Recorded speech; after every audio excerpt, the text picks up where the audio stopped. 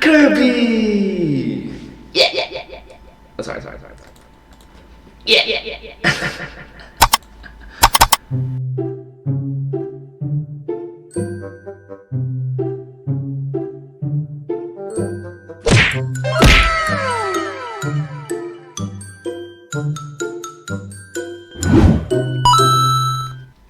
Hello everyone! Welcome to this video. In this video, I'll be reacting to one of the videos from the YouTube channel The Game Theorists. I'm a huge fan of their work. I hope that you would like this video as well. This video came out in the year 2019, so I think it's around 2 years ago. So let's start! It's about Kirby!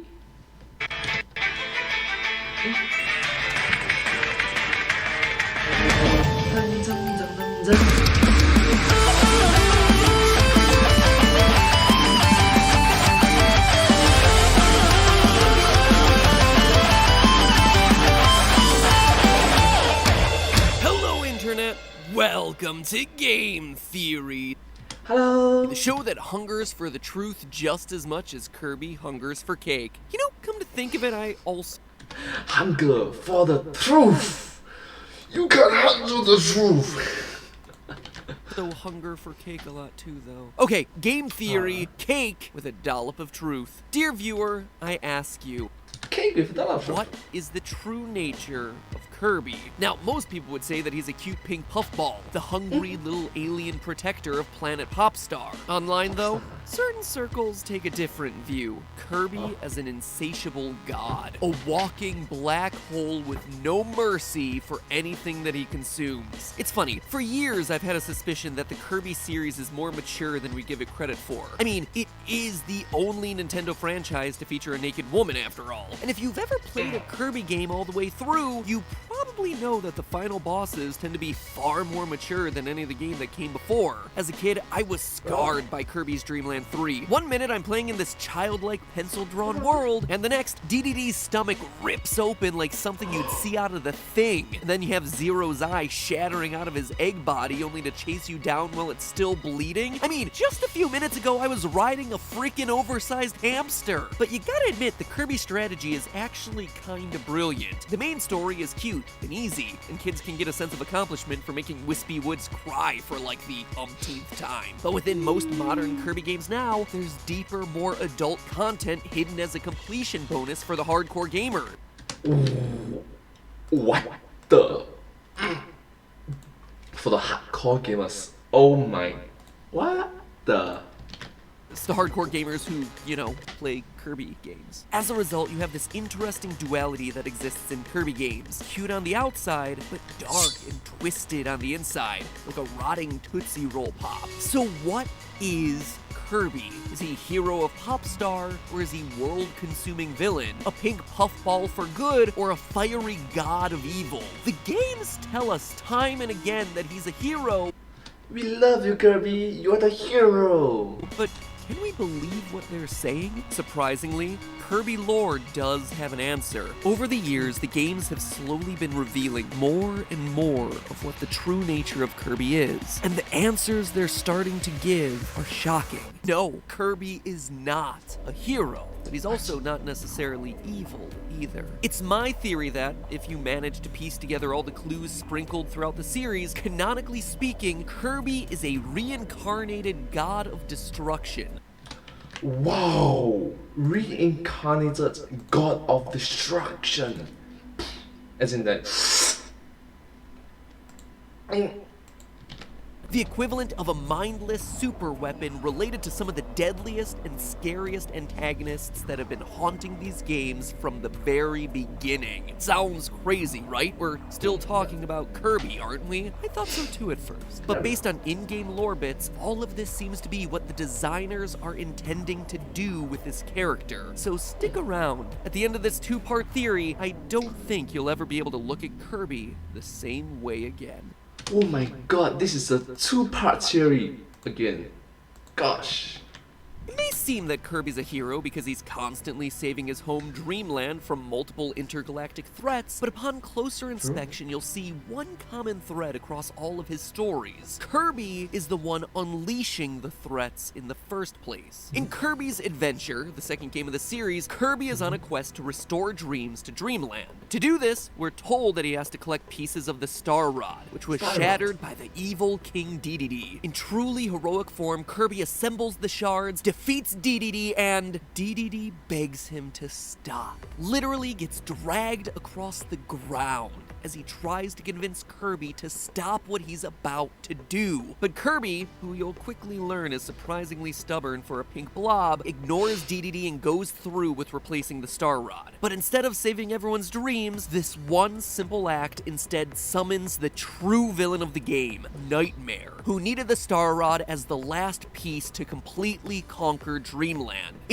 Oh my god, so Kirby unintentionally caused the villain to be reincarnated? One of gaming's earliest twist endings, DDD was actually acting as the good guy the entire time. By destroying the Star Rod and giving the pieces to his guardians, our King Penguin here was trying to keep the powerful item out of Nightmare's evil clutches. Kirby, by assembling the rod and bringing it back, unleashes the evil that DDD had captured and contained. It's no wonder that in future games DDD is described as having a grudge against Kirby. This establishes very early on in the series that Kirby resorts to violence first and asks questions later. Hey Kirby, who are you? Hey, I'm Kirby, who are you? Who am I? I'm the victim that you just punched, you know. Shouldn't you ask first? Gets even worse from here. In Return to Dreamland, it's the exact same plot again. Floating Jellybean Magalore crash lands his ship on Popstar and asks Kirby to help him rebuild. Kirby, of course, obliges. Then Magalore asks Kirby to go one step further by defeating the four-headed dragon Landia. What reason does he give Kirby for attacking this creature? That it's evil? That it's a threat? He actually doesn't say all that much. But Kirby doesn't need a reason anyway. He just agrees and jumps into action, beating up a dragon that he knows literally nothing about. Landia drops its prized master crown, and wouldn't you know it, but Magalore is there waiting, eager to snatch it up. The whole time he was misleading Kirby, gaslighting him, expecting our pink puffball to do the dirty work for him, taking a hit out on Landia just so he can swoop in and grab the master crown for himself. Definitely puts him calling Kirby his hero into a whole new context. Again, for a second time, we see Kirby just resorting to violence, hopping directly into action without looking to see what the real facts might be. In the process, Kirby winds up injuring a lot of innocents and gives the evil Magalore exactly what he wanted and what he was unable to retrieve on his own. Oh my god, the plot twist. So it's like unintentional bad guy Kirby? Goodness. What another creature, in this case Landia, was trying to protect. Kirby again unleashes a villain that, without his help, would have never seen the light of day. Speaking of villains who swoop in at the last minute, let's talk Milky Way wishes. When the sun and moon are fighting up in the sky, one civilian speaks up with a solution, Marc's. His proposed answer to this literal Star War is to summon Nova. To this literal Star Wars. Star Wars literal, you know. It's a game, so please don't take it too seriously. A giant space watch that grants wishes, making it basically a nerdier version of Shenron from Dragon Ball. Shenron from Dragon Ball, yes! Oh my god, that's such a cute, nerdy reference. Kirby travels planet to planet to harness each one's star power, making him quite literally an invading alien army to the locals of that area. And after decimating 7 planets worth of creatures, eat your heart out, Samus, Kirby successfully summons Nova. But before he can make his wish and justify all the damage he just caused across the galaxy, Kirby is betrayed by Marc, who wishes to take over Popstar, meaning that for a third time now, we see a villain taking advantage of our innocent Kirby. Kirby goes on to defeat Marc, but also has to destroy Nova in the process, leaving the universe one step back from where this quest first started and ultimately invalidating all the bloodshed from all those planets that he just visited. But it's the 4th time that's really the charm for Kirby and starts to show the problems with his character. That's my goodness. Oh my god. If you think about it, right, It's like all fun and games, just happy, cheerful, oh, so cute and adorable. But like what he mentioned, if you really think about it, goodness.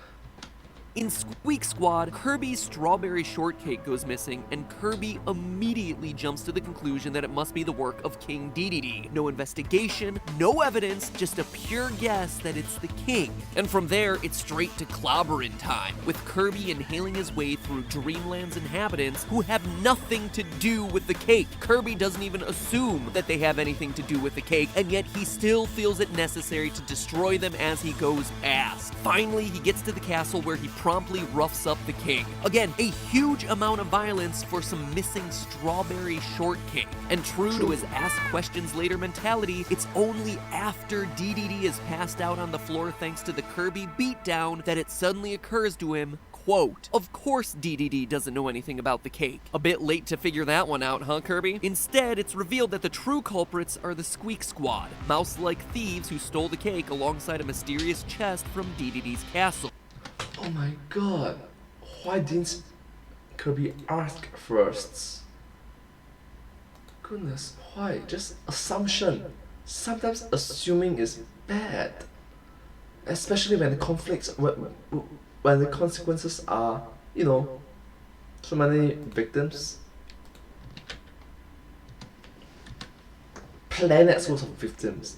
Planets. Thinking the chest contains his missing dessert, Kirby gives chase and, alongside the Squeak Squad, eventually opens it, which releases yet another brand new evil, this time called Dark Nebula. Once again, an evil entity that was successfully kept trapped until Kirby got involved.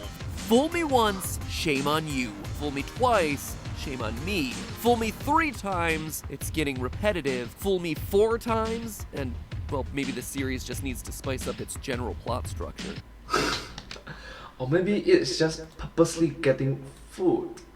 Or are we getting fooled by Kirby's aw, cute and adorable Pinky, aw. It's just hiding a lie.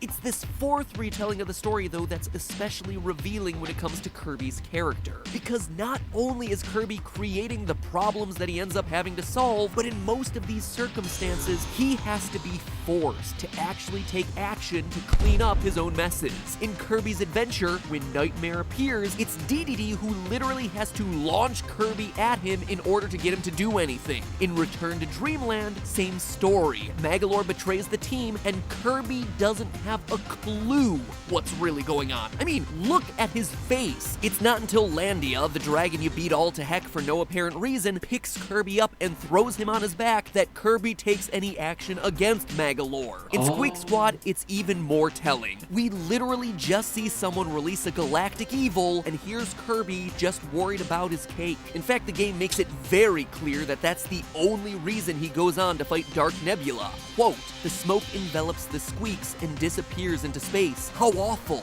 At this rate, the strawberry shortcake will be lost forever. Even at the end of the game, Kirby, who just saved the universe, only is happy when his cake is returned. Put simply, Kirby doesn't act heroically on his own. He just gets pointed in a direction, sometimes good, more often bad, and just destroys mindlessly until the task is done. He's an unfocused weapon of mass destruction. True. He's an unfocused mess of mass destruction. Mass destruction, as in planets worth of destruction. Wow. Not caring about good or evil or what he's fighting for, just fixated on whatever impulse strikes him in the moment, even in a story as absurd as Epic Yarn. Does anyone remember why Kirby decided to fight the evil sorcerer Yin Yarn? It's not because he was going around turning people into yarn creatures like a hero would, it was because Kirby wanted to eat a tomato. Kirby saw his favorite food, a bright red tomato, but when Kirby tried to eat it, a caped sorcerer appeared. No! That's my magic Metamato! Kirby gulped the Metamato right down. Just then, a white sock around the sorcerer's neck began to glow. Then it sucked Kirby up. In the stories we see, Kirby eventually aligns to the side of good, but it's rarely because he chooses to be good. He's the embodiment of a chaotic neutral force. Chaotic neutral. This is lawful good, neutral good, chaotic good. Lawful neutral, true neutral, chaotic neutral. Sorry. Sucked What's the last Kirby up. In the stories we see, Kirby eventually aligns to the side of good, but it's rarely because he chooses to be good. He's the embodiment of a chaotic new. So it's lawful good, neutral good, chaotic good. Lawful neutral, true neutral, chaotic neutral. Lawful evil, neutral evil, chaotic evil. Neutral force. Now compare his actions to those of both DDD and Meta Knight. DDD breaks the Star Rod to protect Dreamland, giving Meta Knight one of the shards to guard. The Pandora's box that successfully keeps Dark Nebula contained is housed in DDD's castle for safekeeping. And when the king loses possession of it, Meta Knight is the one who steps in to prevent it from getting opened because the game outright says he knows what's in there. Oh, and Kirby just... He's just chaotic evil, isn't it? I'm sorry, chaotic neutral. Chaotic neutral. He just doesn't know. Kirby just doesn't know. He or she. These are heroic characters, purposely putting their lives on the line to defeat evil, even if their methods are sometimes misguided or questionable. Even when they're at their most villainous, the intent isn't nearly as bad as it might first seem. In Revenge of Meta Knight, his whole goal for conquering Popstar is to make it less lazy. He is literally the Sporticus to Kirby's Robbie Rotten. But screw that, Kirby boards the halberd and blows up the entire ship. When the crew decide they want to go down with their captain, Meta Knight outright warns them, "You are about to perish. I'm sorry." That is an exact quote. Again, this is in a Kirby game. And here's Meta Knight saying, "You all are gonna die." Meanwhile, here's Kirby jetting away without a care in the world, and then watches as a ship full of people crash lands into the ocean. He literally watches them die, while keeping that adorable smile on his face. It all just goes to reinforce this idea that, for as cute as he is, Kirby just isn't very nice. In the puzzle game Kirby's Avalanche, we actually get some of the best examples of how he interacts with his fellow creatures in these games, and his personality is not cute. In the game, the premise is that you puzzle battle anyone you come into contact with as you journey your way to the Dream Fountain. So, true to Kirby games, Waddle Dee happens to be your first opponent on easy mode. And here's your interaction with him. Kirby: "Hi Waddle Dee, are you ready?" Waddle Dee: "Can we just walk together? The forest scares me." Kirby: "Sorry, rules are rules." Here is a poor innocent creature scared in the woods, and Kirby responds with, "Too bad I have to beat you in a glorified Candy Crush mod." Even other characters in this game recognize how mean Kirby can be. A few battles later, you're fighting against Waddle Doo. Quote again, "You did not treat Waddle Dee with respect. Now I, Waddle Doo, will repay you in kind." Even the people who are trying to help Kirby end up getting steamrolled in this game. "I know what your dream is." And then Kirby just cuts him off. "Go meddle in someone else's affairs," he says. Meddle in someone else's affairs? That's not nice. That's not nice at all. Really, that's not nice. Dude, Kirby, Squidman was just trying to help you.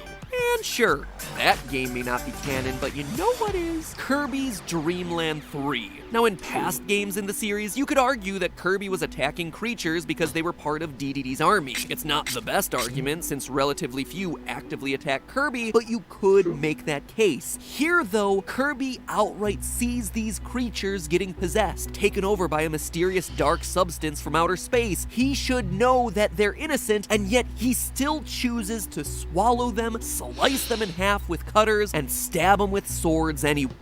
If I don't make it, tell my wife I'll be home for dinner. It's just like Mario breaking the toads who'd been turned into bricks in the first game, except here it's even worse, since these creatures still look like Kirby's friends and neighbors. Doesn't matter, Kirby just runs in and tells them to get in his belly. Just get in my belly.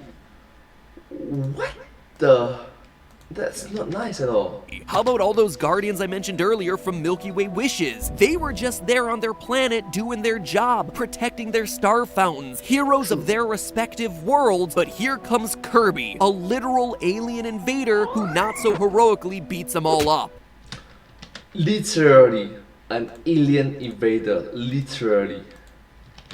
And it would be one thing if Kirby actually cared about the creatures he was helping, but he doesn't. In one game, he's fighting against DDD for stealing all the food in Dreamland because the people suddenly don't have enough, but then in the next, he is literally racing DDD, consuming as much as possible. In Dynablade, a giant bird is out there damaging all the crops of Dreamland. But is that why Kirby takes on the mission? No, it's because Dynablade flies past and caused Kirby to get knocked on the head with an apple, ruining his nap and prompting a quest for bloody revenge. But even if that wasn't the case, look at Kirby's behavior in this game. Kirby fights to protect the crops, beats up Dynablade, once again asks questions later, only to find out that she had kids that she was protecting, which in turn explains all the crop business. Kirby literally delivers a beatdown to a mother who is protecting her kids, something that could have very easily been avoided if Kirby hadn't run in guns blazing. And again, if you think all of this is a stretch, that I'm reading too much into these details, I'm not.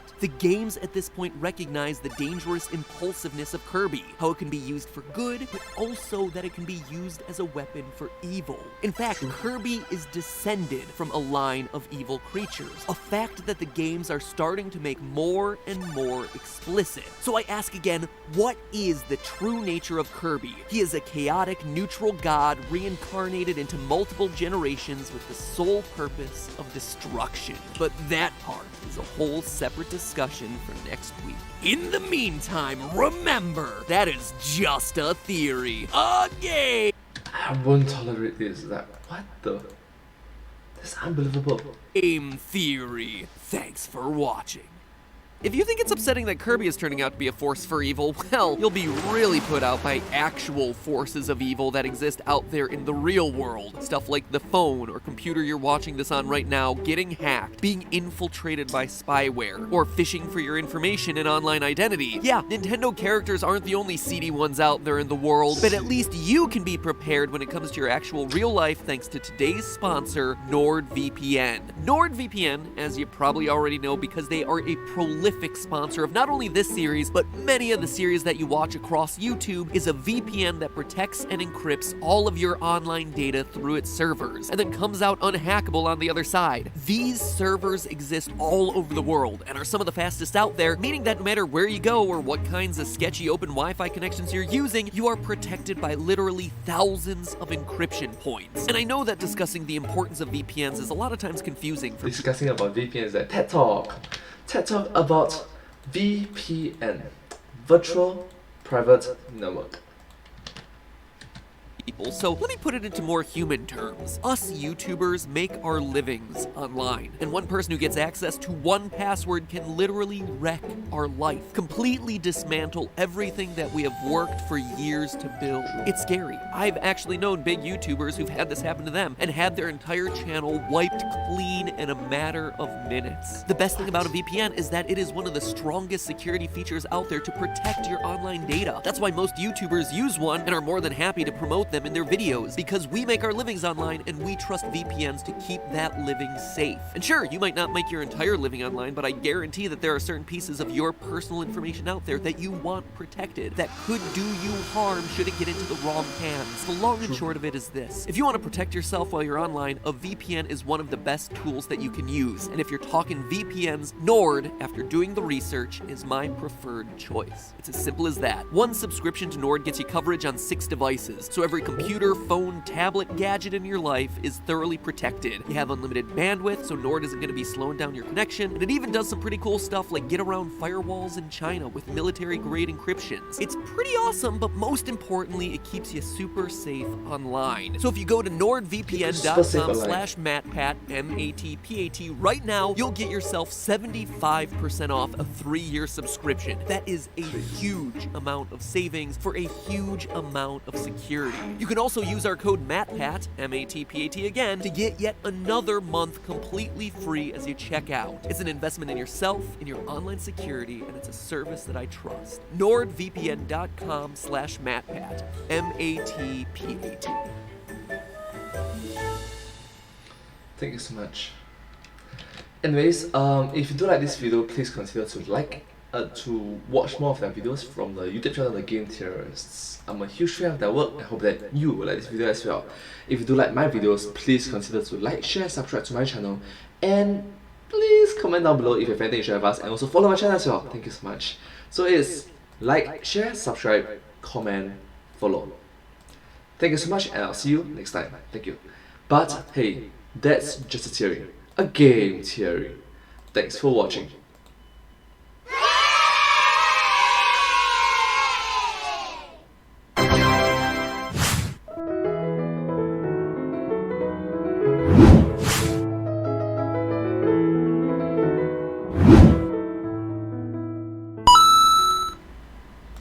Kirby!